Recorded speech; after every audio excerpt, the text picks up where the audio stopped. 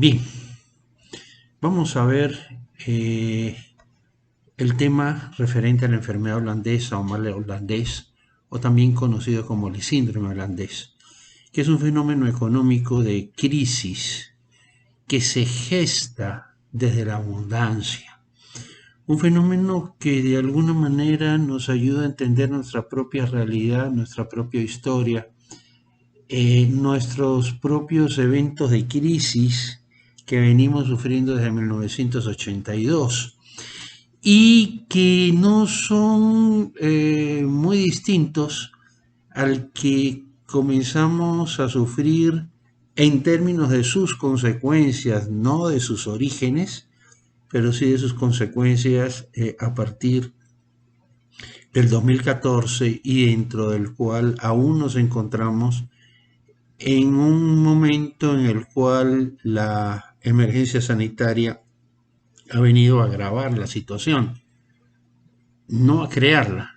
La situación de crisis, repito, ya caímos en ella desde el último trimestre del año 2014.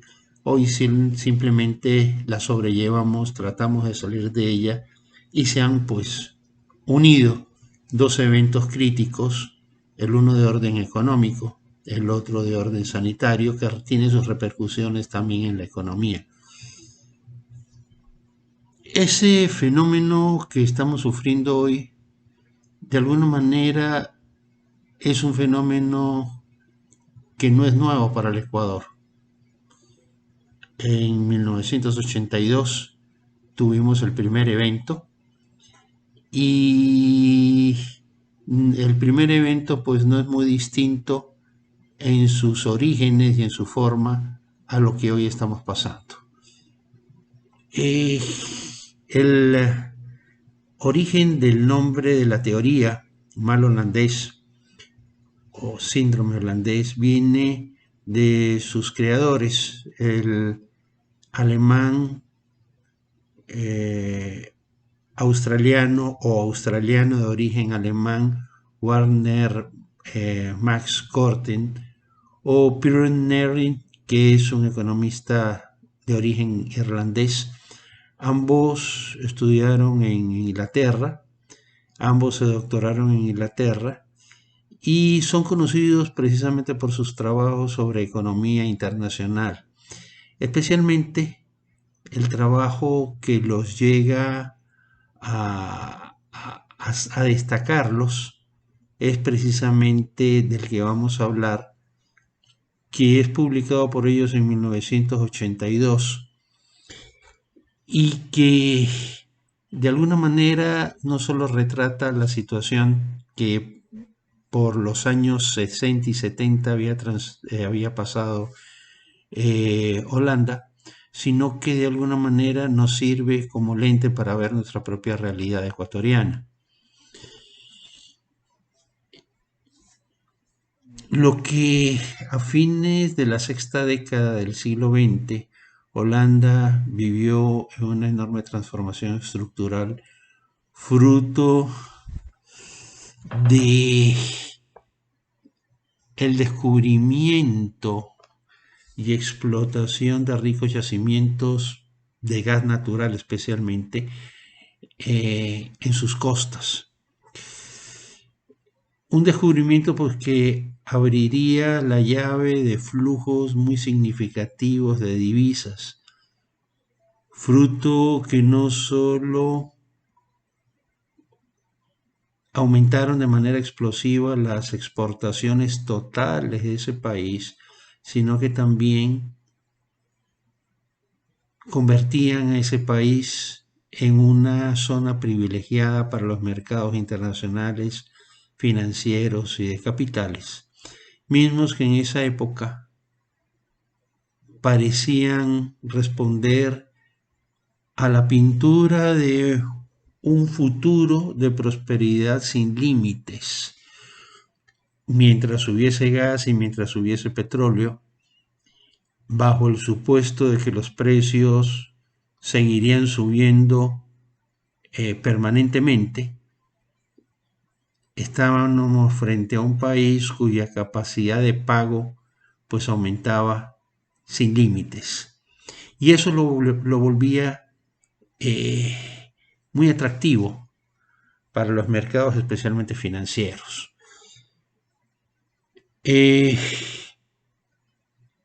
Lo que parecía un escenario perfecto, en realidad estaba corroyendo la estructura productiva de ese país. ¿Qué estaba pasando? Bueno, Holanda, un país industrializado, pero también con exportaciones agrícolas importantes y de origen agropecuario. Cuando comienza este flujo inesperado de divisas, comienza a deteriorarse el tipo de cambio. O dicho de otra manera, la moneda holandesa, el florín, comienza a apreciarse, comienza a aumentar su valor de manera desmedida frente al marco alemán, frente al dólar y frente a las demás divisas de países con los que Holanda comerciaba. Esto convertía a Holanda en algo aparentemente muy positivo. Los holandeses cada vez tenían un mayor poder de compra. Los holandeses eran cada vez más ricos. Los holandeses tenían una moneda que cada vez podía comprar más cosas en el exterior. Sin embargo, este mismo fenómeno empezaba a corroer la industria y las demás exportaciones de ese país. Exportaciones que comenzaban a encarecerse. Y comenzaban a encarecerse porque la mano de obra subía de precio y el país le ingresaban divisas no porque exportara mayor cantidad de cosas, sino simplemente porque el precio de una de las cosas que exportaba subía desmedidamente.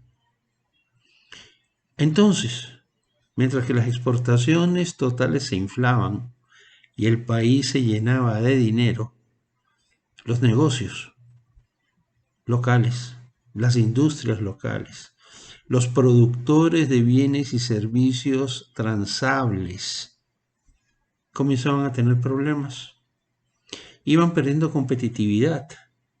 E iban perdiendo competitividad no solo externamente, sino en el propio mercado local.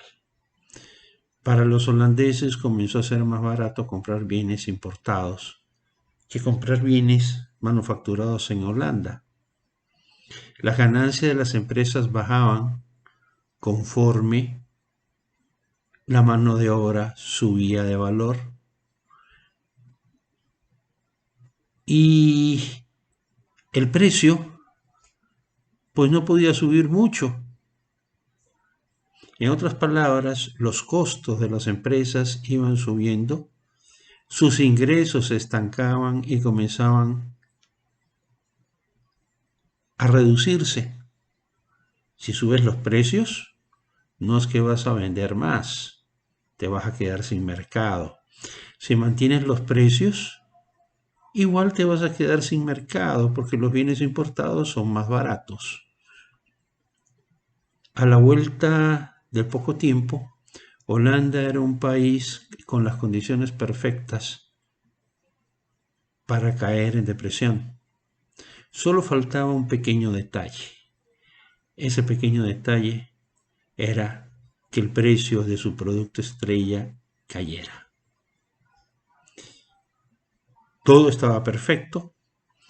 Habían sectores económicos que habían crecido muchísimo, especialmente los sectores no transables, en tanto que los sectores transables, esos sectores que producían bienes y servicios que tenían sustitutos fuera de frontera, que podían ser exportados o podían ser importados, esos empezaron a tener problemas. Exportar, ¿cómo exportar? si cada vez nuestro producto es más caro?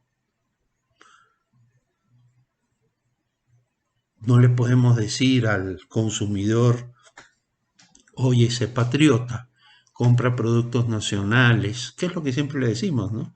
Compra productos nacionales, son mucho más caros, pero igual son nacionales. No, pues, la racionalidad económica apunta hacia otro lado y la racionalidad del consumidor apunta hacia otro lado.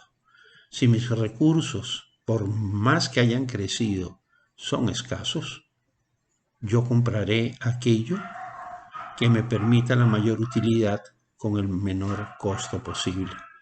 En otras palabras, si yo tengo dos bienes de la misma calidad, yo simplemente voy a coger el menos costoso. No es un problema de patriotismo, no es un problema de sentimiento patrio, es un problema de simple y llana racionalidad económica. Esta situación comienza a crear un falso aire de bienestar. Los recursos externos seguían creciendo ad infinitum. Se produce una burbuja en el sector inmobiliario tremenda, sector no transable, donde el valor de la tierra comienza a subir por efecto de la demanda. Hay más personas con más dinero que quieren comprar. Así que el bien raíz comienza a elevar su precio. Las inversiones comienzan a fluir hacia bienes raíces. Comienzan a fluir hacia la industria de la construcción, que es el gran negocio del momento. Y la gente empieza a invertir sus ahorros precisamente en construcción. Todo esto se rompe cuando el precio de ese bien estrella que nos ha hecho tan felices durante todo ese tiempo se cae. En ese momento la burbuja se desinfla. En ese momento los ingresos de divisas se caen y ya el sector transable ha sido debilitado lo suficiente como para no poder reaccionar inmediatamente. El país entonces entra en crisis. Entra en una crisis no solamente de falta de divisas, entra en una crisis también de desempleo. Los sectores los sectores no transables, que son los que han ido creciendo, que son los que han ido generando empleo, en un momento determinado se vuelven insostenibles. Y se vuelven insostenibles porque no producen realmente los ingresos que le permiten sostener ese sistema y sostener empleo. Estos ingresos están siendo producidos, por ejemplo, en el sector público, por el flujo de divisas que va entrando directamente, o en el sector privado, por una inflación de precios, en el caso de la industria de la construcción, por ejemplo, que va marcando ganancias que en un determinado momento se hacen humo, en el momento en que los precios se desinflan. ¿Y cuando los precios se desinflan? Cuando la demanda cae. Bien, hasta aquí hemos tenido una visión de lo que es el mal holandés. Vamos ahora a tratar de entrar un poquitito más a la parte formal de su explicación.